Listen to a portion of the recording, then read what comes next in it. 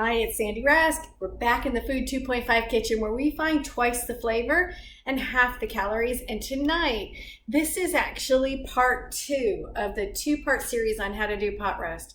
So if you go back and you watch part 1, I started the pot roast with a number of things that are slightly unusual. So first I used a London broil cut, which is also known as a top sirloin. I used a beautiful bottle of Pinot Noir from Sonoma County. Meiomi was the brand. It is unbelievable in this pot roast. And then I started the pan in onions and mushrooms, and I caramelized them with umami spice and thyme, and it was so beautiful. Then seared the meat in there, then deglazed the pan with that beautiful wine, and then added the 2 pieces of resistance, which is red cherries that were frozen and I defrosted, and beautiful shallots, and they cooked for the last 2.5 hours. It is unbelievable. So let me show you what I've got. You can see into the pan. Like, I've got this beautiful broth here. Let me get a ladle. I've got all the mushrooms, onions, shallots, spices, that red wine that is cooked. I mean, look at that. Is that not gorgeous? I've taken the meat out. It's been resting for the last 20 minutes. It's now time to cut it. So I'm gonna put the camera down so you can see the cutting board. Okay, look at that. These are beautiful, beautiful cuts of meat. And I'm just going to do a little light slice. Oh my gosh, look at these. Okay, you've got to see. Look at that pot roast. Is that not gorgeous? So I'm just gonna cut these. And while I'm cutting these, I should talk. So remember, if you haven't seen the first episode, please do go back and watch it. So we talked about the meat. I got this meat at Whole Foods. This is on a scale of 5, this is a level 4 piece of meat, which means that it came from a cow that was pasture raised. And there's all sorts of requirements that the cattle ranchers have to follow. And the requirements are set up by the ASPCA, which I love. It takes good care of the cattle before they become our dinner. So I'm putting this back in. You can hear the oven. Give me 1 second and I'm gonna go. I'll put this back up so you can see me pull it out of the oven. I've got 2 more things coming out of the oven. Again, if you saw version 1, part 1, you know that I have crispy potatoes coming out of the oven. You're gonna wanna see those, and delicata squash. So give me 1 second. I am getting the pans. Let's just see. Oh my gosh, those beautiful baby potatoes I squashed down. Let me put those there and I'll talk about those in just a second.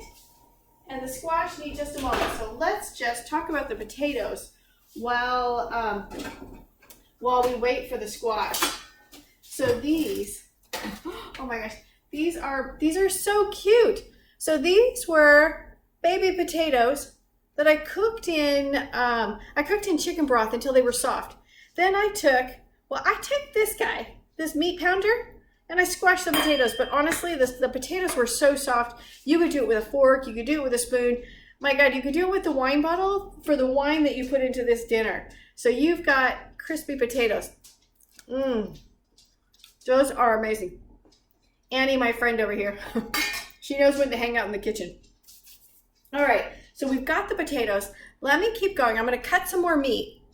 I just want you to see how easily this cuts. This is such a lean cut of meat. And this is just doing beautifully. This is going to be such a good dinner.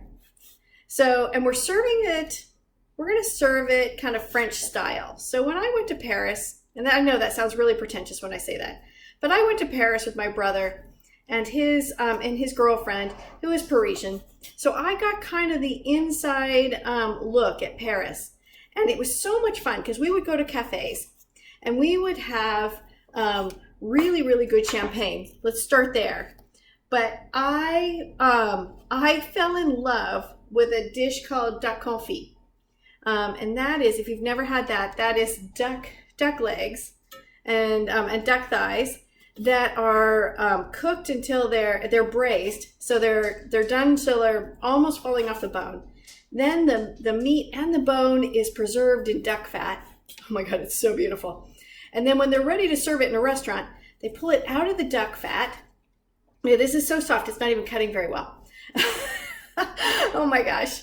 But they pull it out of the duck fat, they sear it on a cast iron pan so that the skin becomes totally crispy, and the bones and the meat are just soft and they're beautiful. Then they make crispy potatoes, kind of like these, but using duck fat.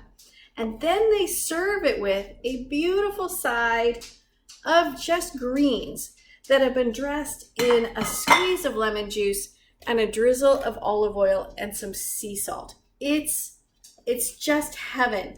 So you get that richness of the duck, you get the crispiness of the potatoes, that kind of home style, really good potato, and then you get the freshness of the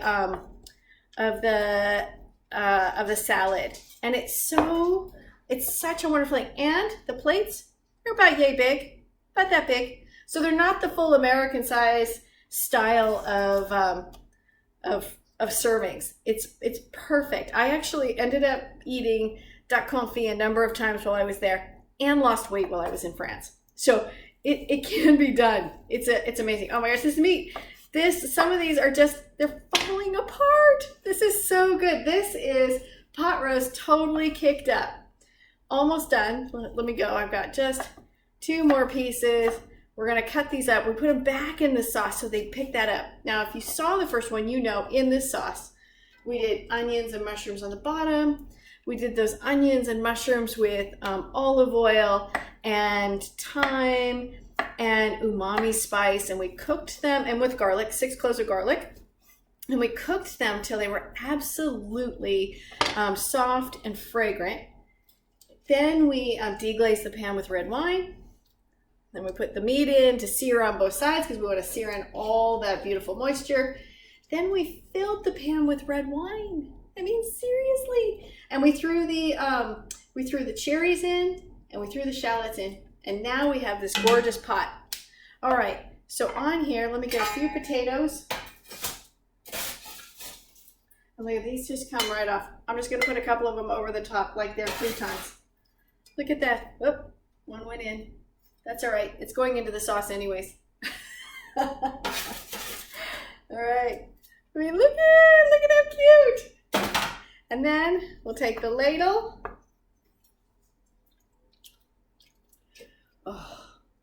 Oh my goodness. We're just going to put a little bit of that sauce. Some of you may want a separate pan for this, but I kind of like everything touching each other. So I'm going to put that there, and then let me check one more time, see if that beautiful delicata squash is done. Oh my goodness, yes. It is absolutely done. Let me show you this. So these are the rings of delicata squash. And I'm going to pick one up. That pan was just a little bit hot. It has been in there for a bit, but look at this. Look at how yummy that is. So this, I cut the circles. I took all the seeds out of the center, and I've got them set aside. If anybody knows how to do squash seeds, you know, like pumpkin seeds, I'm all ears because I've never actually done them. But then I took and I rubbed this in coconut oil, put a little bit of sea salt on it, and a tiny bit of drizzle of maple syrup, just so that it would absolutely caramelize on the pan. So we're gonna put this on top of our salad too.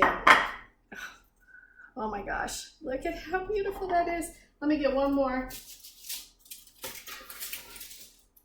And then I've got family that's hanging around just waiting for dinner. Look at that. So we've got, here, we're gonna go way up close so you can see it.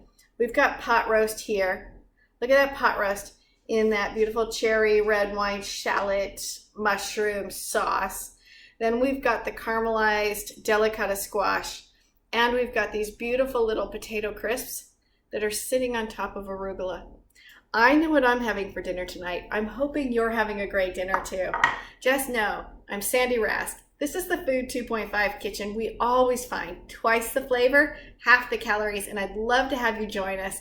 when we do our next class. So please like my site, love my site, find a way to follow me, and I will bring you great meals every single time. Good night, everyone. Happy Friday.